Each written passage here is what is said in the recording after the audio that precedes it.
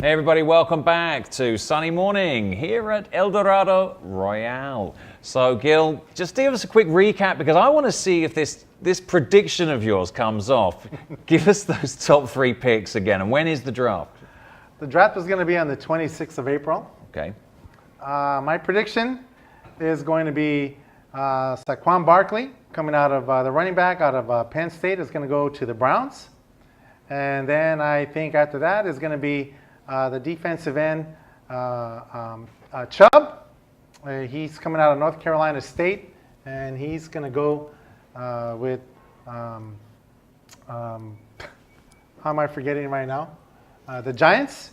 And then I think the number 3 pick is going to be Baker Mayfield, the quarterback, that's going to go right over to the Colts.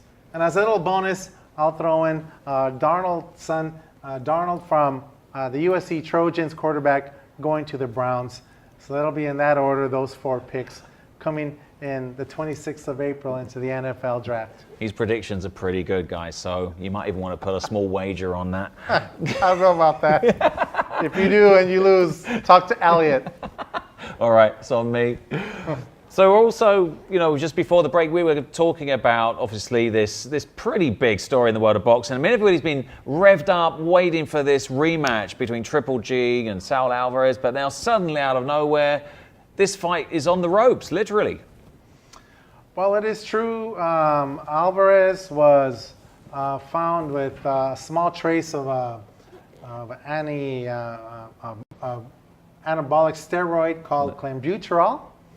It was a small trace, but nonetheless, it's enough to become scandalous. Well, as far as WADA is concerned, steroids major. No, I mean, what is clenbuterol? I mean, how does that show up in your body? Well, WADA, which is the World Anti-Doping Association, is saying that it's quite possible because the promoter of Canelo Alvarez, Golden Boy Productions, are saying that it came through meat that was eaten. Now, what clenbuterol is actually a real bona fide anabolic steroid pharmaceutical drug that is used to treat chronic pulmonary disease. Okay, so I mean, as a boxer, you wouldn't expect that this is something that his medical team have prescribed to him. I mean, but there are other hidden uses of it. You've suggested, right? I mean, absolutely. The drug clenbuterol is a good way to lose weight really fast. Okay. And if there is any kind of athlete that needs to lose weight really fast, it's a boxer. It's a boxer. So you think potentially, I mean, you're not putting it out there, but you're saying, is this a possible motive that, to make the weight, the fight is coming up in about 6 weeks' time, you think there's some case there for weight loss? Potentially, yes. The timing, though, to me is off. Canelo Alvarez said he didn't do it. He didn't take it. He's got a clean record, as you said. These guys are tested all the time. But usually this type of substance comes out close before a fight. So yeah, I mean, all eyes are on them. I mean, there's a lot at stake here. So what we're hearing now, though, is that both fighters are going to basically now, they're volunteering to do as many drug tests as necessary. Obviously, Canelo wants to clear his name. He's untarnished reputation. Absolutely. And to do what are called voluntary drug tests, probably from here going all the way out to May. I'm rooting for you, Senor Alvarez. I believe in you. I think it was probably a mistake. Even if it was done intentionally, it can be potentially good as well to not do it again, to clean themselves up. But the protocol is an early stage right now. Chances are they're still going to fight in May, and it's going to be huge. Again, another big fight. You got Triple G, you got Saul Alvarez, Canelo there, gazillions on the line being fought. And it's going to be on Cinco de Mayo of all days. Yeah, they You know, picked Viva either Mexico. Huh? Viva Mexico. They didn't decide between either Cinco de Mayo or Independence Day of September 16th, but I'm glad they brought the fight forward, which again, you know, I'm kind of impressed that Golden Boy, you know, Promotions decided to come forward first. You know, they went to the Nevada State Athletics Association. They said, you know, we're bringing this forward. We've got nothing to hide here, right? And also Golovkin's promoter, I mean, of K2 Promotions, he's the same. I mean, they're being proactive on this issue, right? Absolutely. That's a smart thing to do. Just disclose it all. Because the first thing they did was, hey, we found traces of this, and let everyone know so that it shows they are willing to fix the problem. Yeah, they're being fully cooperative. And, you know, the world of sport, it comes up so much. I mean, we've just had the Winter Olympics, which was a big success, I think, from a standpoint of there wasn't a lot of news about doping, you know. Unless you're Russian. Yeah.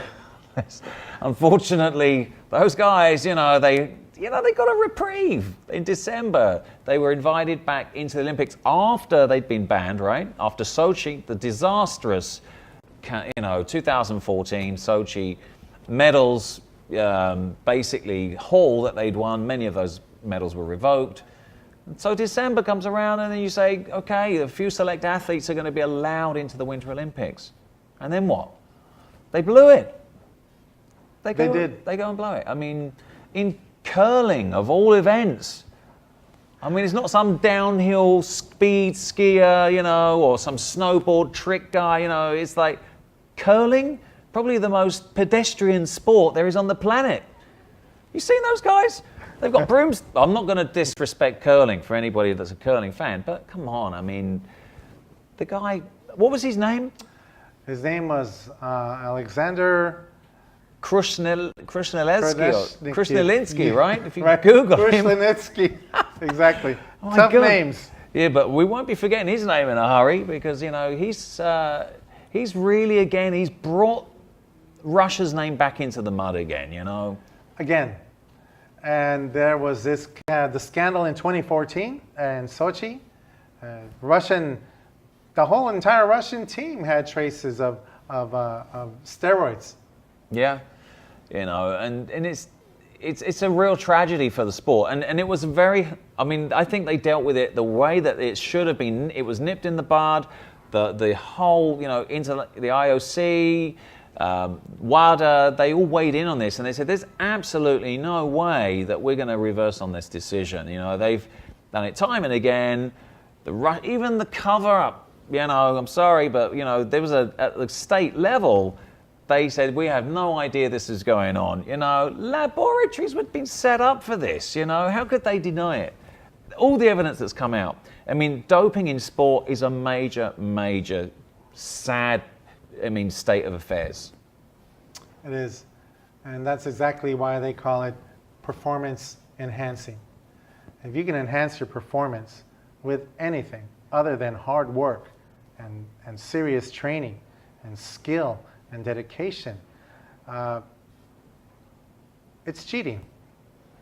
And this is what's been going on, and this is how things blow up and become scandalous. Yeah, and you know, and it just keeps hitting the headlines, right? You know, also it was cycling. We had, you know, Bradley Wiggins, who, I mean, I love this guy, Bradley Wiggins, and I feel for him because I think, you know, he's been unfairly labeled as a cheat, you know, by his competitors and, you know, people in cycling. They've been watching the British cycling team become very successful, Olympics, world champions, lots of gold medals, lots of yellow jerseys. But, you know, Wiggins is coming back out and saying, you know, I was medically prescribed and I was always open about it. I've never had this to hide. Why are you coming at me now? You know, why are you trying to, you know, take something away from me as a sportsman, as an athlete? And this is after he's announced his retirement. So, you know, they're trying to mess up his legacy here. He's got a great point. But I think the legacy was tainted with Armstrong. Yeah. That was it. You know, he set that precedent. I mean, he had it all taken away. And of all sports, we're talking about cycling. I know. So you see, It's a major... here's an athlete who's taking something for health reasons that can affect or come across as a PED, and all of a sudden his whole entire reputation is run down through the mill. And I think players are not the same afterwards. You know, Sharapova's come back. She's not the same tennis player. It's reputation ruining. And if, you know, Canelo hopefully goes into that fight with his confidence and his reputation intact, because, you know, we want to see a really, you know, a strong fight. We want a Canelo win there, right, Gil? Absolutely. We'll be right back after this commercial break. Stay with us.